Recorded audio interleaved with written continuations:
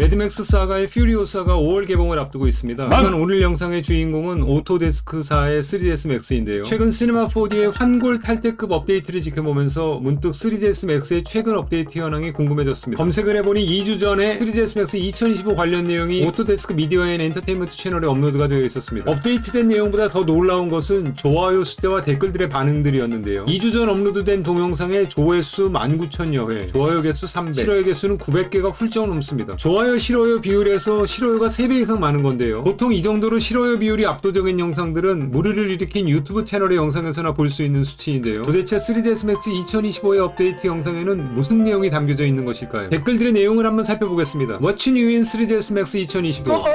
Nothing. 내 생각에 3ds max를 개발하는 일은 세상에서 제일 쉬운 일 같아요. 일하러 가서 그냥 커피 마시고 돌아오면 되니까요. 제 댓글은 동의합니다. 오토데스크는 지난 10년 동안 아무것도 안 했어요. 매년 돈을 엄청나게 지불하고 있는데 이걸 업데이트라고 들고 오다니 농담 같아요. 대강 찾아봐도 이런 댓글들이 지배적이고요. 그나마 긍정적인 댓글은 이런 것입니다. 새로운 것을 개발하려 하기보다 속도 개선과 안정성에 신경을 썼다는 내용이죠. 자, 이쯤에서 오랜 세월 동안 변하지 않는 절개를 자랑하는 것 같다는 피드백을 받고 있는 3ds 맥소나무의 2025 버전 실질적인 업데이트 내용을 한번 살펴보도록 하겠습니다. 먼저 오픈 테크놀로지, 오픈 칼라 IO, 그리고 오픈 USD. 칼라 매니지먼트에서 오픈 칼라 IO가 이제 디폴트 모드가 되었다고 하고요. 스페이스 툴도 이제 칼라 매니지가 된다고 합니다. 메이크 투 텍스처 툴을 통해 아웃풋 파일의 칼라 스페이스를 선택할 수 있다고 하고요.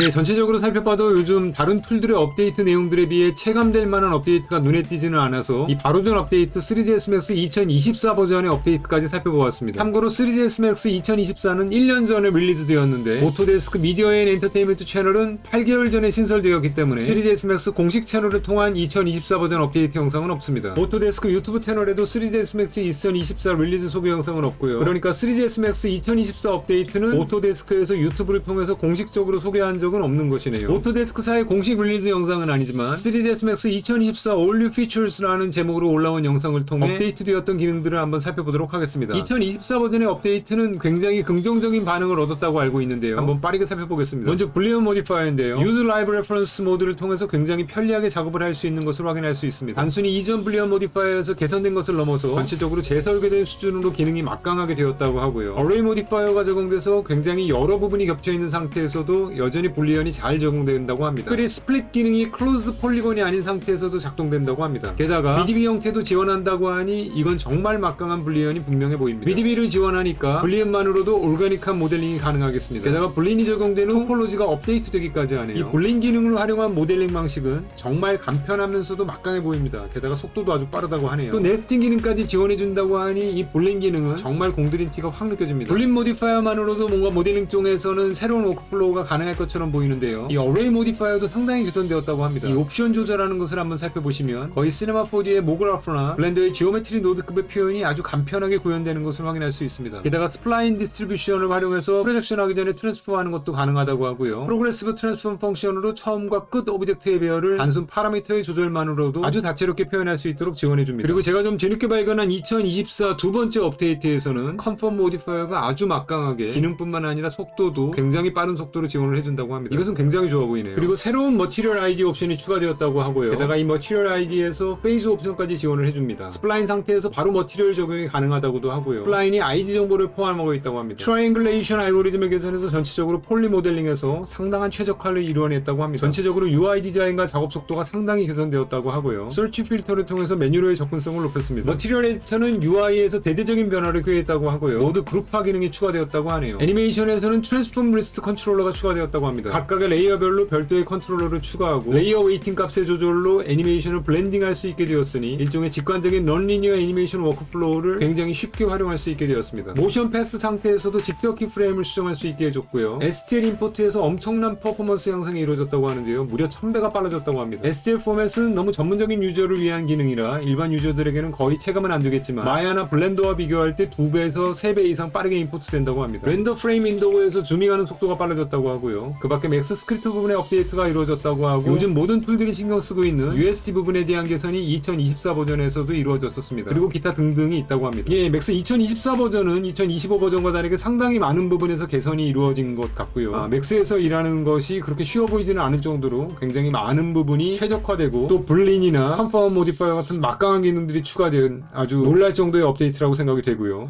자, 노래할 때처럼 리버우드를 네, 보여주세요. 3ds Max 2024 버전은 속도 개선과 안정성을 신경을 쓰며 불리언 모델링 방식이나 어레이의 막강한 기능 추가, 그리고 정말 대단해 보이는 컴포트 모디파이어 등을 통해 기존의 장점을 유지 발전시켜 나가며 나름의 변화를 꾀하고 있다는 것이 느껴집니다. 아마도 2024 버전에서 그동안의 정체되었던 모습에서 벗어나 어느 정도의 기대감을 심어주었기 때문에 상대적으로 2025 버전에서의 유저들의 실망이 크게 나타난 것도 같습니다. 자, 이쯤에서 전체 3D 패키지 툴의 현황을 한번 살펴볼 필요가 있겠습니다. 이렇게 각 툴의 현재 상태를 살펴보면 정말로 툴에 대한 논쟁만큼 무의미한 것이 없다는 것이 개인적으로는 다시 한번 느껴지는데요. 흥미로운 것은 블렌더에서 얼마 전 추가된 어떤 기능은 3ds max에서 20년 전부터 있던 기능이고, 또 3ds max의 최근 업데이트에서 소개된 몇몇 기능들은 블렌더나 시네마 4D가 진작부터 갖고 있던 기능들과 겹치는 것도 상당히 보입니다. 그러니까 그야말로 각 툴들의 장단점이 너무나 명확하기 때문에 자신이 사용하는 툴에 대한 애정과 비용을 지불하는 만큼 좀 더 나아졌으면 하는 바람이 있는 것은 당연하게 생각이 되는데요. 여기서 유독 블렌더만 비용이 들지 않는 무료 오픈소스이기 때문에 좀 더 폭넓은 지지와 함께 동시에 견제도 함께 받고 있는 느낌도 듭니다. 만약에 블렌더가 무료 오픈소스만 아니었어도 결코 지금과 같은 성장을 이루지는 못했을 것이라 생각되지만, 현재 모든 툴들이 경쟁적으로 파일의 호환을 위한 USD 기능을 추가 및 보완하고 있는데, 사실 이것의 가장 큰 혜택은 블렌더가 받을 수밖에 없죠. 블렌더로 작업을 해도 다른 툴로 넘길 수 있는 서비스를 제공해주기 때문인 것이죠. 몇 년 전만 해도 블렌더는 맥스나 마야, 시네마 4D, 후디니와 함께 거론되지 않는 경우가 굉장히 많았습니다. 하지만 앞으로 블렌더는 어떤 형태로건 배제시킬 수 없는 위상을 지니게 된 것 같고요. 그리고 정말 각 툴들이 서로 경쟁적으로 기능 개선의 속도를 내고 있기 때문에 유저들의 선택의 폭도 넓어지고 있습니다. 그리고 단순 스위칭이 아니라 하나의 툴 외에 추가적으로 다른 툴들을 활용하는 유저들이 늘어나고 있습니다. 개인적으로는 3ds max도 AI 시대에 맞춰서 뭔가 좀 더 적극적인 업데이트를 빠른 시간 안에 다시 한번 이뤄낸다면 시장에서 또 다른 평가가 이루어질 수도 있을 것 같다는 생각이 들고요. 비용을 생각하지 않는다면 정말 장점이 넘쳐나는 툴이라고 생각합니다. 하지만 시장에서 언제나 비용은 가장 중요한 요소 중에 하나이기도 하고요. 가장 최근의 업데이트에서 가시적인 성과를 보여주었던 것은 시네마 4D의 2024 스프링 버전 업데이트라고 생각이 되고요. 그 바로 전에 점프업을 보여줬던 것은 블렌더 4.0 버전의 업데이트였습니다. 그 바로 전에는 3ds max 2024 버전의 업데이트가 있었네요. 개인적으로는 3ds max의 2024년 업데이트에는 아주 인상적인 부분들도 있고, 오랜 시간 시장에서의 지배적인 위치를 차지하고 있는 툴이 다시 한번 고삐를 쥐고 경쟁자들을 의식하기 시작한 느낌도 들긴 합니다만, 그럼에도 여전히 시대의 변화와 유저들의 목소리에 소극적이다 싶게 반응하는 회사가 느끼는 위기의식이 어느 정도인지는 짐작하기 힘든 것도 사실입니다. 강력한 브랜드 인지도를 바탕으로 인테리어, 건축, 게임 분야에서 압도적인 시장 점유율을 차지하고 있는 3ds max는 최근에 거의 모든 툴들이 크로스 플랫폼을 지원하지만 아직까지도 윈도우만을 지원하고 있습니다. 이는 다른 플랫폼을 활용하는 추가적인 신규 유저들의 확보 필요성을 전혀 느끼고 있지 않다는 액션이기도 하죠. 2020년 NC소프트가 3ds max 대신 마야로의 스위칭을 시도했다가 여러가지 현실적인 문제에 부딪혀 결국엔 다시 맥스를 사용하기로 했다는 이야기도 있는 것처럼, 사용자들이 원하건 원치 않건 이미 구축되어 있는 견고한 파이프라인 안에서 울며 겨자 먹기로 사용할 수밖에 없는 유저들의 원성이 2025년 업데이트라는 이름을 달고 나왔지만 별다른 내용은 없었던 3ds max 2025년 업데이트 소식을 알리는 영상의 댓글창에서 1차 폭발했던 것으로 보입니다. 자, 이제 각 툴들의 향후 성장성을 나타내줄 것은 AI와의 통합이 어떤 식으로 이루어지느냐일 것인데요. 블렌더, 시네마 4D, 3ds max의 다음 버전 업데이트가 굉장히 중요한 이유가 여기에 있습니다. 자, 과연 어느 툴이 가장 먼저 자신있게 AI 관련 신기능을 선보이게 될지 무척 궁금해지는 봄날입니다.